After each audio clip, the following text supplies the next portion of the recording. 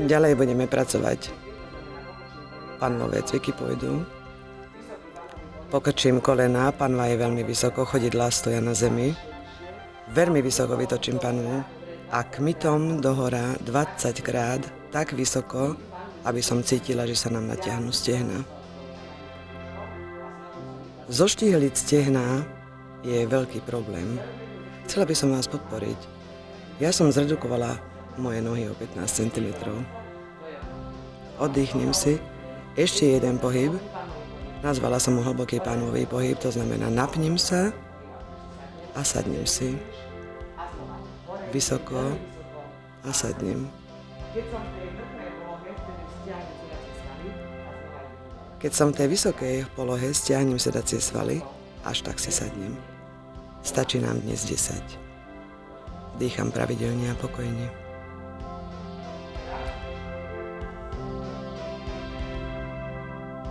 Ak nevládzete, stále pripomínam, treba si oddychnúť. Nerobíme žiadne preteky. Prezradím vám jeden výborný trik na zoštíhlenie nôh a stehien. Ukáže nám Janka, dobre? Uvoľnene ležím. Vpustím koleno dovnútra tak silno, aby som cítila, že sa napla vonkajšia strana stehna. Kolenom a tlakom k zemi 20 krát natiahnem vonkajšiu stranu stehna, aby sme nemali tie škaredé boky. To je ono. Aj tento cvik môžete opakovať doma až 70 krát, keď máte problémy v tejto partii. 20, otočka, znova vpustím, precízne koleno tlačím k zemi, tak ďaleko, aby som cítila vonkajšiu stranu stehna. Ak dokážem v tejto polohe stiahnuť brúško, tak dokážem urobiť s tou nohou ešte viacej.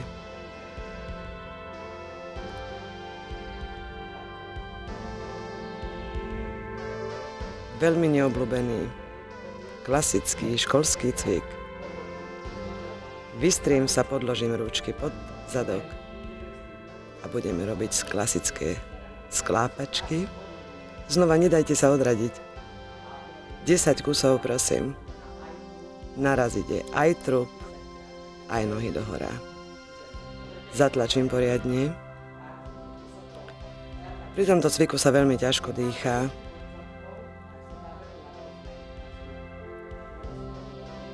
Snažím sa. Ak sme dávno necvičili, stále pripomínam, treba si oddychnúť.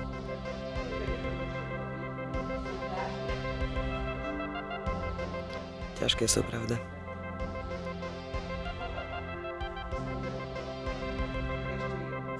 Zvládli sme všetky naše cviky. Ešte potrebujem urobiť sedacie svaly, pekné gulaté. Môžeme znova cvičiť postojačky alebo v klaku. To znamená, vystreté ruky mám, nepreklením sa v chrbtici, dobre? A vytočím koleno šikmo dohora tak vysoko, aby som zagulatila zadok. 20 krát vytlačím koleno tak vysoko, aby som cítila pohyb priamo v sedacom svale. Naučte sa cvičiť tak, aby ste sa mohli pozorovať. Vtedy je poloha správna. Ak náhodou dostanem do nohy krč, okamžite uvoľním polohu a znova budem pokračovať. Druhá strana, 20 krát špička dohora, pozor na chrbát. Vidíte, kde ukazujem, kde treba robiť pohyb.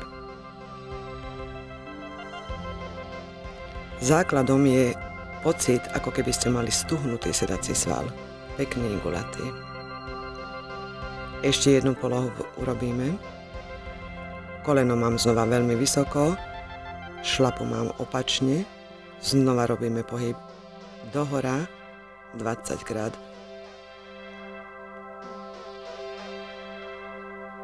Nikdy nesmiete dovoliť, aby sa uvoľnil sedací sval. Tým pádom cvik stratí účinok. Aj túto polohu môžete opakovať aj v stoji. Záleží od toho, v akom stave máte chrbticu. Znova 20 krát sekundový rytmus, nezabudnite. Vystretá chrbtica.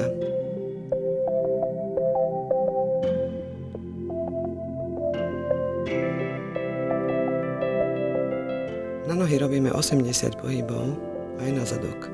Takže vystrem nohu dozadu, špičku napnem ako baletka, zagulatím zadok, aj kolienko je vystreté, len hore. Ak zagulatím zadok, potom tou nohou môžem hýbať dokonale vysoko. Stále sa kontrolujem, je to správne. Špička hore. Viete si predstaviť, že niektoré naše ženy cvičia aj v kuchyni?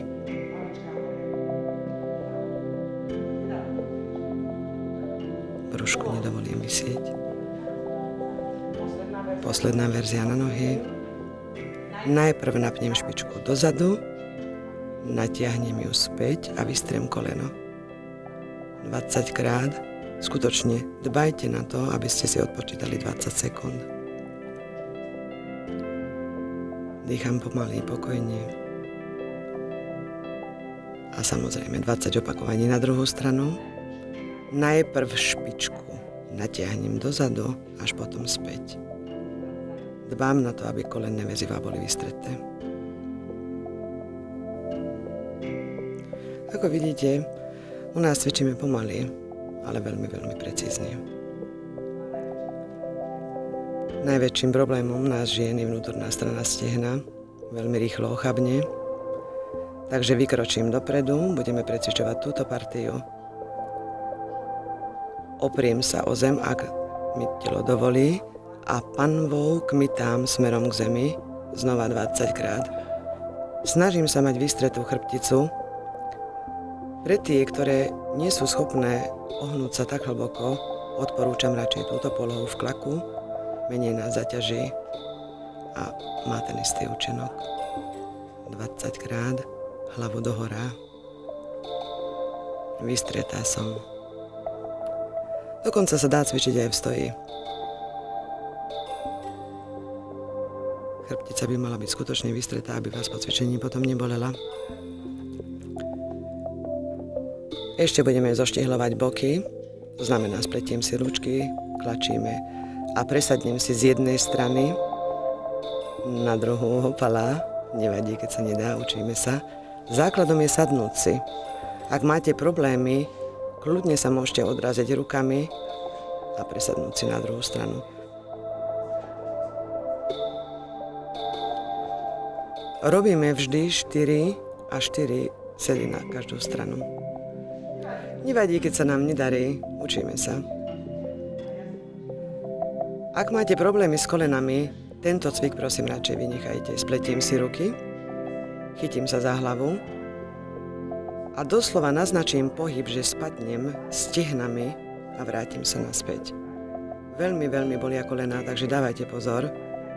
Treba si uvedomiť, že naťahujeme stehná a maximálne cvičíme 8 kusov. Nikdy nie viac.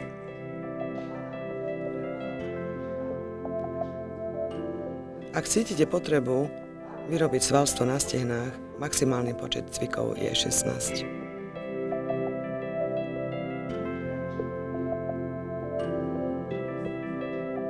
Posledná poloha z tejto zostavy.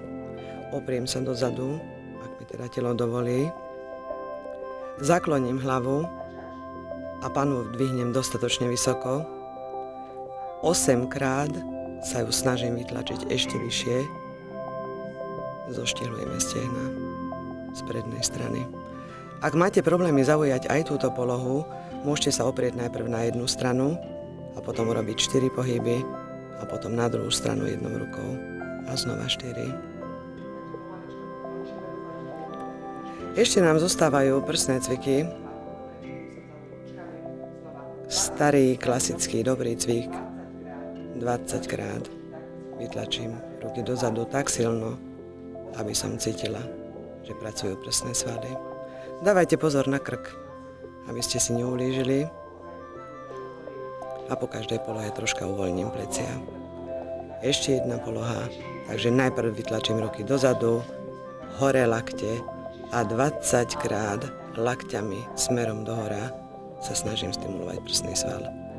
Dbajte na to, aby chrbtica bola stále vystretá.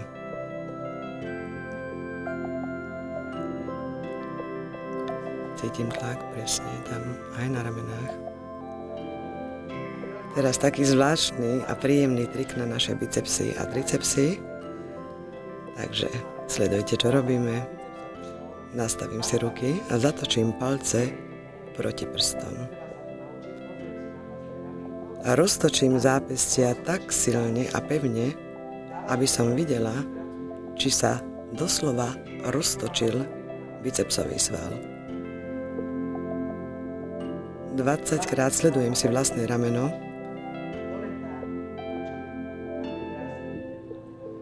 Vyzerá to komicky, pravda, ale je veľmi, veľmi účinný. Znova trocha uvoľníme. Ešte jedna verzia. Zatočíš palce, hore ruky, prekrížim si ich a znova tlakom a točením na zápestie vytvoríme presne to, čo potrebujeme. Takže naša zostava je veľmi jednoduchá, ale veľmi účinná. Verím, že sa oplatí cvičiť a nosiť 34 oblečenie, čo poviete.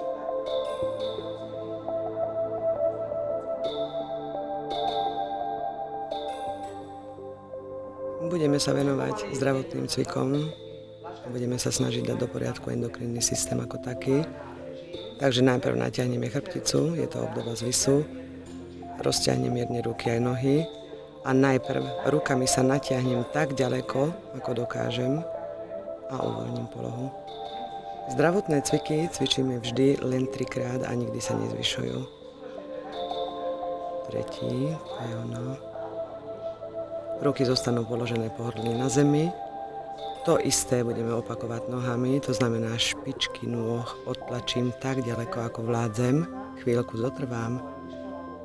Odtlačíme teraz päty. A znova špičky. Chrbticu sme natiahli. Podložíme si ručky pod hlavou. Prvý hormonálny cvik pre nás. Položím si nohy päta špička. Bude pracovať len panva a nohy. Preklopím sa na jednu stranu. Vydržím v polohe. Druhá poloha, preklopím sa, chvíľku vydržíme a ešte jeden pohyb. Ruky zostávajú pevne položené na zemi. Vymeníme nohy, druhá strana. Len nohami pracujem dobre a pásom. Snažím sa skutočne položiť obidve nohy naraz k zemi. Uvoľňujeme panvové dno. Ďalej budeme pracovať. Chytím sa za členky. Ak si nedokážem členky chytiť, stačí naznačiť pohyb. Veľmi vysoko vytlačím panvu dohora a dbám na to, aby som sa postavila na plecia. Pomaly si sadnem a znova 3-krát dohora. Pomaly cvičíme, dbajte na to. Uvoľňujeme vlastne podžalúdkovú žľazu teraz, aby sme mohli všetko jesť a napriek tomu nepriberať. Budeme pracovať tak, aby sme urobili tlak na štítnu žľazu. Ruky sú vedľa seba. Naraz sa bude dvíhať aj panva, aj ruky dohora. Vyklopím sa až k zemi a dbám na to, aby som sa postavila na hrdlo. Pekne nádychom dohora. Vyklopím sa, zadržím dých a späť. Veľký tlak na štítnu žľazu dokážeme potom urobiť tak, že sa plynule postavím do cvičky. Opatrne, dávajte pozor na kríže. Len toľko, koľko vládzem. Špičky sú dohora. Spustím koleno na jednu stranu tak, aby som sa dotkla ucha. Chvíľku vydržím. Vymením nohy. Snažím sa, robíme tlak na jednu polovicu štítnej žľazy a na druhú. Vystriem nohy, roztočím chodidlá všetkými smermi. Vytlačím päty dohora, aby sme uvoľnili žily. A veľký okruh na štítnu žľazu spravíme vtedy, ak spustíme obidve kolená do očí. Chvíľku zotrvám. a lahnem si na podložku. Vždy cvičím tak, ako mi telo dovolí. Ešte raz naštartujeme štítnu žľazu, chytím sa za palce, vyklopím sa dozadu a chvíľku zatrvám. Každý cvik vždy len 3